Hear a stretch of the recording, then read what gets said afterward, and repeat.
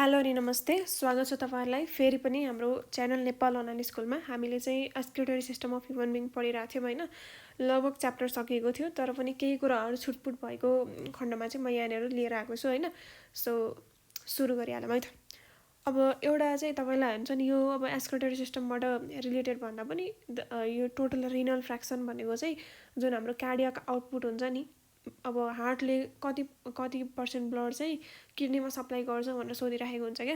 त्यही भएर चाहिँ टोटल रिनल फ्र्याक्सन चाहिँ अब हुन्छ नि कति हुन्छ भन्दाखेरि किडनीलाई चाहिँ रिनल भनेको त इज रिलेटेड विथ किडनी भइहाल्यो हैन। So 25% of the cardiac output चाहिँ कहाँ आउँछ त भन्दाखेरि किडनीमा आउँदो रहेछ हैन। यो भनेको चाहिँ 5 लिटरको चाहिँ 25% कति हुन्छ त, अब क्याल्कुलेट गरिहालौँ हैन।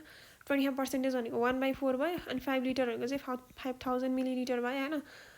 अनि यहाँबाट चाहिँ 4 1 जा 4 4 2 जा 8 भनेपछि 1250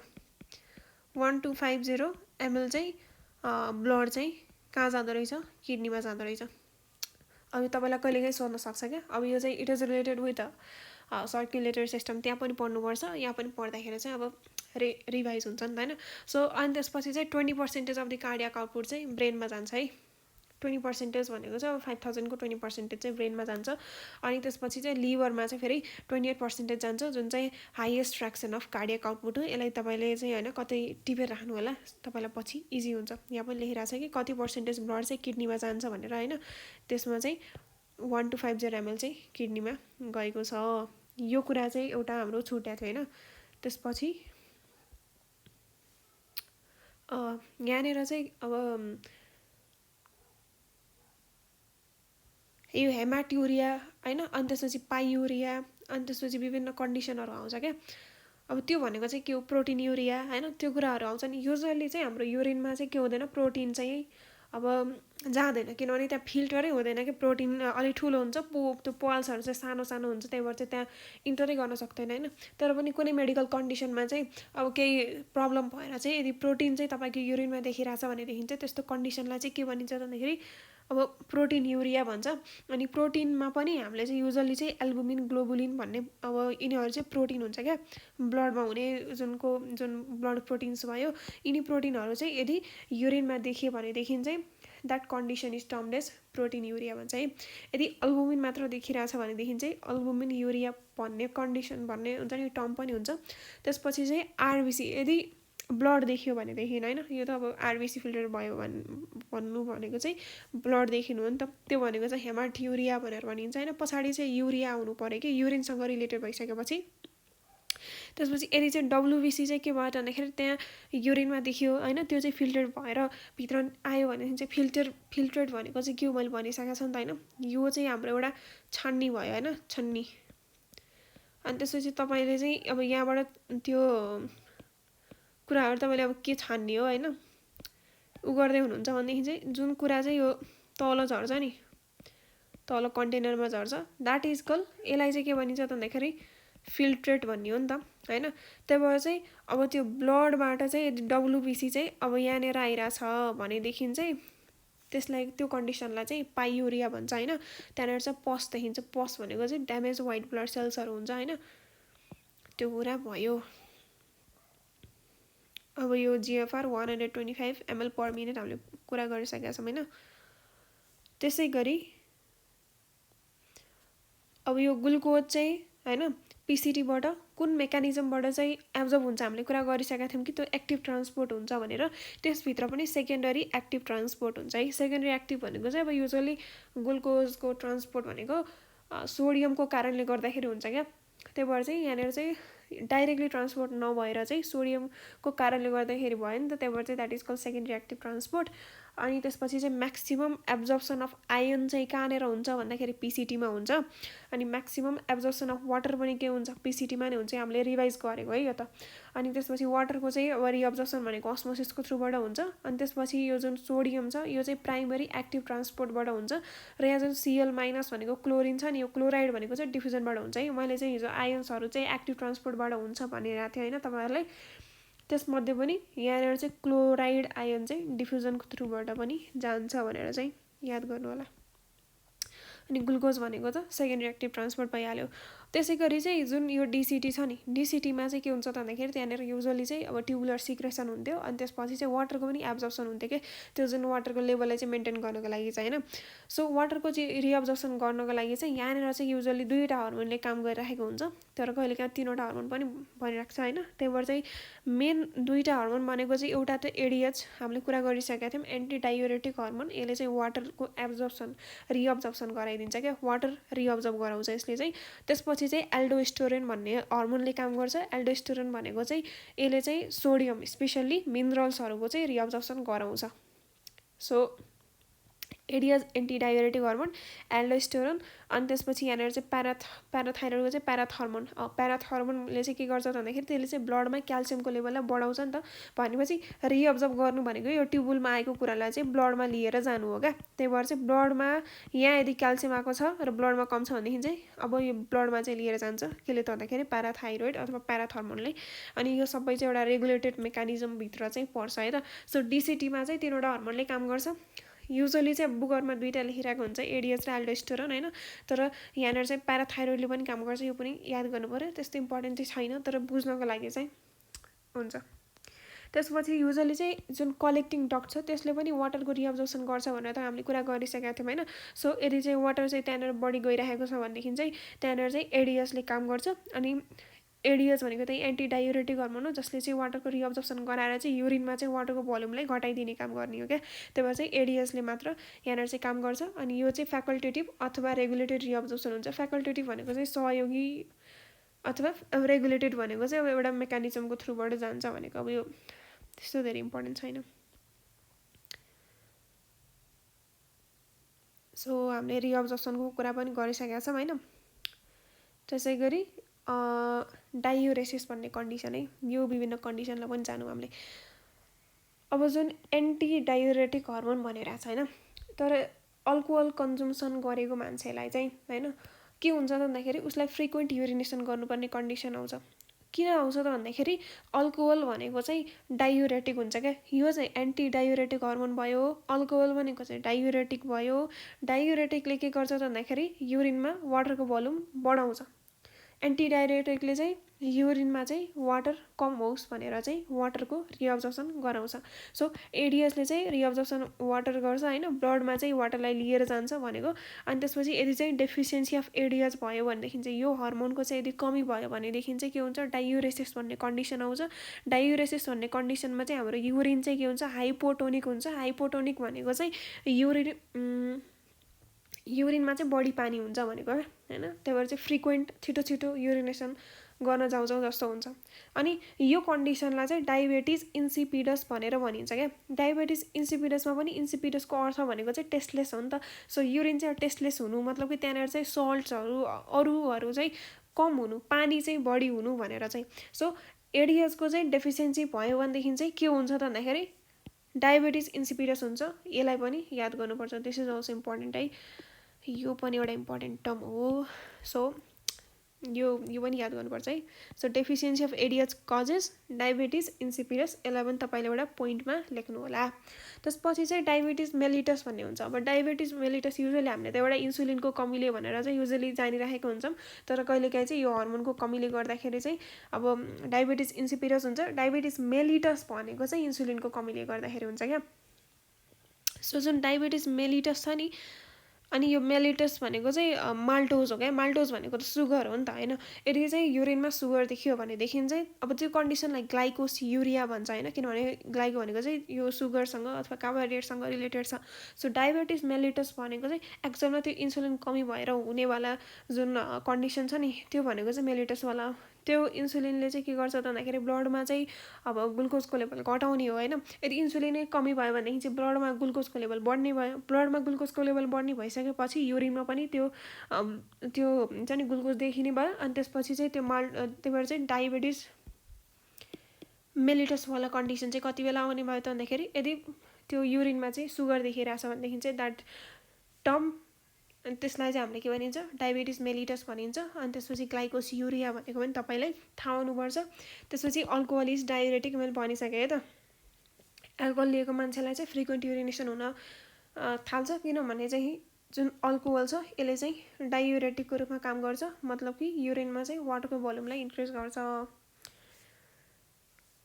त्यही त। अनि एडिएस भनेको चाहिँ एन्टी डायुरेटिक हर्मोन हो। किन भनिराखेको छ, किनभने यसले डायुरेसिस हुन दिँदैन। एन्टी छ नि त, एन्टी भनेको एगेन्स्टमा काम गर्ने, के को एगेन्स्टमा, डायुरेसिसको एगेन्स्टमा। त्यही भएर चाहिँ it is anti diuretic hormone. त्यसपछि चाहिँ हामीले अब येल्लोइस कलरेसन अफ युरिन भनेको युरोक्रोमको कारणले गर्दाखेरि भएको भनेर चाहिँ हामीले कुरा गरेका थियौँ होइन।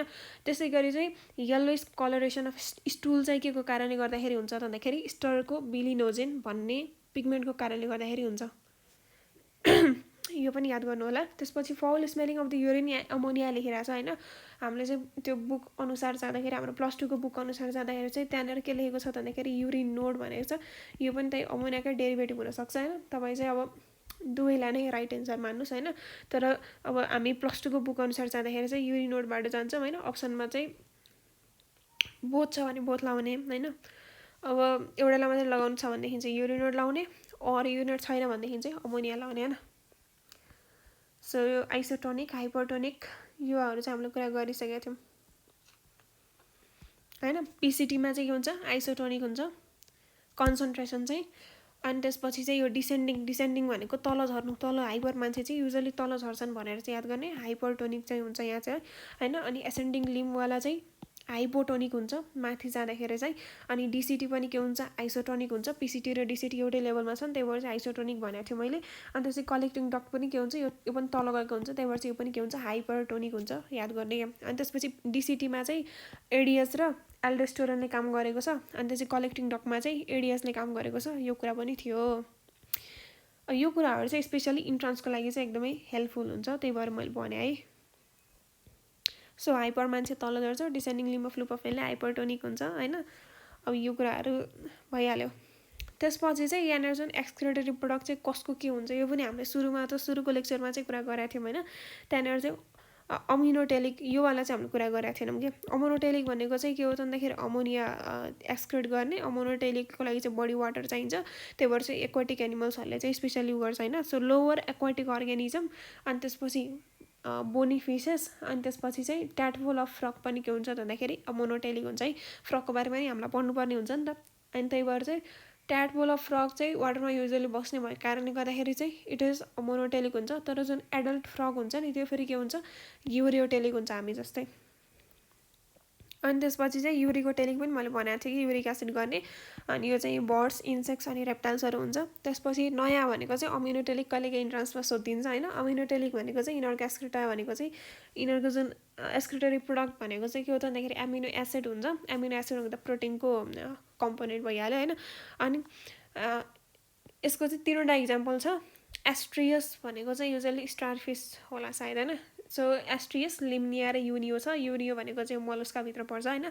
अनि त्यसपछि यसलाई चाहिँ कसरी याद गर्ने भन्दाखेरि आलु भनेर याद गर्ने। एबाट एस्ट्रियस, एलबाट लिम्निया, अनि त्यसपछि युबाट चाहिँ युनियो भनेर है। त्यसपछि यहाँनिर चाहिँ एउटा इन्ट्रान्सको हुन्छ नि, इन्ट्रान्समा सोध्ने खालको क्वेसन रहेको छ क्या। What will happen if the stretch receptors of urinary bladder wall are totally remove भनिरहेको छ होइन। यदि होइन तपाईँको युरिनरी ब्लाडरमा चाहिँ स्ट्रेस रिसेप्टर्सहरू हुन्छ। त्यहाँनिर चाहिँ एउटा डेड प्रेसर मसल भन्ने हुन्छ जुन चाहिँ स्मुथ मसल हो होइन, मजाले त्यो इलास्टिक हुन्छ। अनि त्यसपछि यदि चाहिँ त्यो जुन स्ट्रेस रिसेप्टर्सहरू छ तिनीहरूलाई चाहिँ युरिनरी ब्लाडरबाट चाहिँ रिमुभ गर्यो भनेदेखि चाहिँ के हुन्छ भनेर सोधेको छ।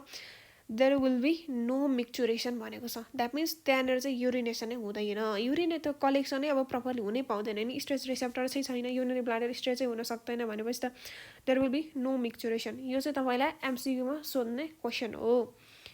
सो यी थिए हाम्रो छुटेको कुराहरू होइन, जुन कुराहरू चाहिँ अब तपाईँहरू हल्का क्लियर हुनुभयो होला। त्यसपछि चाहिँ मसँग यहाँ एउटा पिक्चर थियो क्या, जुन चाहिँ मैले एउटा इन्ट्रान्सको बुकबाट लिएको थिएँ होइन। सो यहाँनिर चाहिँ डबल आइदियो।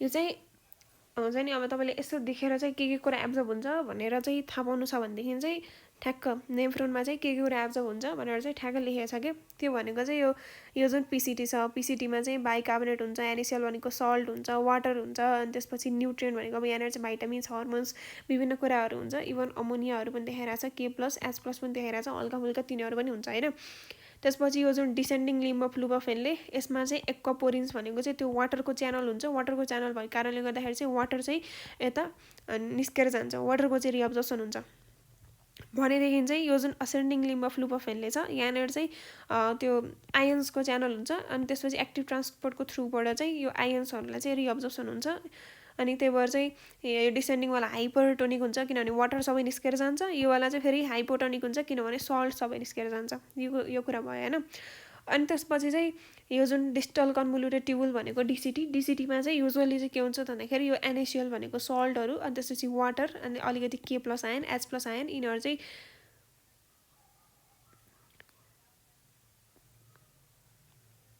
सो यहाँनिर हामीले फिगरलाई हल्का गलत तरिकाले हेरेछौँ होइन सो रिअब्जर्सन हुने भनेको चाहिँ जति कुराहरू तपाईँको माथि देखाएको छ नि यति कुराहरू चाहिँ रिअब्जर्सन हुन्छ यो कुराहरू चाहिँ सिक्रेसन हुन्छ भनेर देखाएको रहेछ होइन किनभने यहाँबाट फोटो हेर्दाखेरि चाहिँ दे आर गोइङ आउटसाइड मतलब कि यहाँनिर चाहिँ रिअब्जर्सन भइरहेछ यिनीहरू चाहिँ ब्लडमा मिक्स भइरहेछन् होइन अनि H+हरू चाहिँ फेरि यहाँ यो ट्युबुलमा गएर मिक्स भइदिइरहेछ क्या यो चाहिँ सिक्रेसन भइरहेछ यिनीहरूको चाहिँ ट्युबुलमा गएर सिक्रेसन ट्युबुलर सिक्रेसन भइरहेछ भनेदेखि चाहिँ फेरि पनि म सुरुबाट भन्न चाहेँ पिसिटीमा चाहिँ बाइकार्बोनेट NaCl अनि वाटर न्युट्रिएन्ट्सहरू अनि त्यसपछि चाहिँ K+ चाहिँ के भइरहेको छ रिअब्जर्भ भइरहेको छ भनेदेखि चाहिँ H+ आयन र अमोनिया चाहिँ सिक्रेट भइरहेको छ इभन युरियाहरू पनि हुन्छ होइन अनि त्यसपछि यहाँ चाहिँ वाटरको रिअब्जर्सन भइरहेछ अनि यसमा चाहिँ सल्टको रिअब्जर्सन भइरहेछ अनि त्यसपछि चाहिँ यो डिसिटीमा चाहिँ NaCl भनेको चाहिँ सल्टको के भइरहेछ रिअब्जर्सन भइरहेछ सल्टको रिअब्जर्सन भयो भनेदेखि चाहिँ युजुअली वाटरको पनि त्यसैसँगै रिअब्जर्सन भइदिन्छ होइन अस्मोसिसको थ्रुबाट त्यसपछि बाइकार्बोनेट पनि हल्का फुल्का रिअब्जर्सन भइरहेछ भनेदेखि चाहिँ K+ र H+ चाहिँ के छ भन्दाखेरि सिक्रेट आउट भइरहेको छ क्या यही H+ को कारणले गर्दाखेरि चाहिँ हाम्रो युरिन के हुन्छ एसिडिक हुन्छ त्यसरी याद गर्ने अनि यो कलेक्टिङ डक्टबाट चाहिँ के हुन्छ भन्दाखेरि वाटरको चाहिँ रिअब्जर्सन हुन्छ सो यसरी चाहिँ रिभाइज गर्न चाहिँ इजी हुन्छ भनेर चाहिँ मैले फोटो राखेको है सो यसरी हामीले चाहिँ एक्सक्रिटोरी सिस्टम अफ ह्युमन बिङ सकाइसकेको छौँ होइन सो अब तपाईँलाई चाहिँ मैले अब यसरी कन्टेन्ट दिएको छु कि तपाईँलाई चाहिँ +2लाई मात्रै नभएर चाहिँ इन्ट्रान्सलाई पनि लगभग होइन कम्प्लिट पुग्ने तरिकाले चाहिँ यहाँनिर अब कन्टेन्ट कम्प्रोमाइज नगरिकन हामीले पढिसकेका छौँ होइन अब तपाईँले फर्दर अब MCQहरू प्र्याक्टिस गर्न सक्नुहुन्छ इभन बुक पढ्दा पनि तपाईँले बुझ्न सक्नुहुन्छ होइन त्यहाँ लेखेको कन्टेन्ट आफूले बुझ्नु पऱ्यो नि त होइन सो तपाईँले यही नोटलाई 5-6 पल्ट रिभाइज गर्नुभयो भनेदेखि चाहिँ फर्दर अरू कुराहरूमा त्यति धेरै ध्यान पनि दिनु पर्दैन क्या so thank you so much for watching अब हामी नेक्स्ट च्याप्टरसहित भेट्नेछौँ so keep learning bye by